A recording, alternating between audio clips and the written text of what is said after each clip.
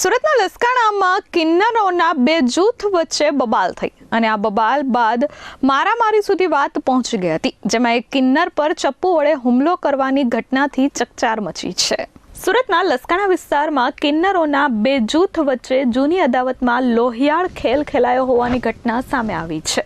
અમરોલી વિસ્તારમાં રહેતા અને શહેરના વિવિધ વિસ્તારોમાંથી દાપુ લઈને ગુજરાન ચલાવતા 29 વર્ષીય કિન્નર સપના કુંવર નંદની કુંવર પર 5 જેટલા કિન્નરોએ એક સંપ થઈ જીવલેણ હુમલો કર્યો હતો। રેલવે સ્ટેશન પર સામાન્ય બોલાચાલી થયા બાદ આ અદાવત રાખી આરોપીઓ લસકાણા સ્થિત ઘર સુધી પહોંચી ગયા હતા। ગત તારીખ 30 જુલાઈ 2026ના રોજ બપોરે 2 વાગ્યાના સુમારે સપના કુંવર તેના સહયોગી કિન્નર મિત્રો સાથે સુરત રેલવે સ્ટેશન પર હાજર હતા। આ દરમિયાન તેઓ ચૈત્ર મહિનામાં મહાકાળી માતાજીની પૂજા કરવા બાબતે અંદરો-અંદર વાત કરી રહ્યા હતા। આ સમયે પાસે બેસેલા ખુશી કુંવર નામના કિન્નરે તમે મારી વાત કેમ કરો છો તેમ કહી ગાળગલોચ કરી ઝઘડો કર્યો હતો। ત્યારબાદ આ ઝઘડો મારપીટ સુધી પહોંચ્યો હતો।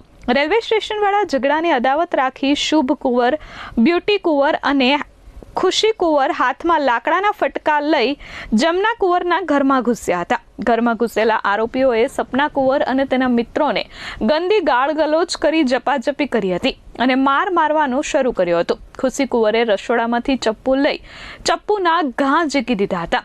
આ હુમલા વચ્ચે ઈજાગ્રસ્ત સપના કુંવરને તાત્કાલિક જ દિનબંધુ હોસ્પિટલમાં સારવાર હેઠળ ખસેડવામાં આવ્યા હતા, જ્યાંથી તેમને વધુ સારવાર માટે નવી સિવિલ હોસ્પિટલ લાવવામાં આવ્યા હતા। સારવાર કરાવ્યા બાદ સપના કુંવરે લસકાણા પોલીસ મથકમાં આરોપીઓ વિરુદ્ધ ફરિયાદ નોંધાવી છે।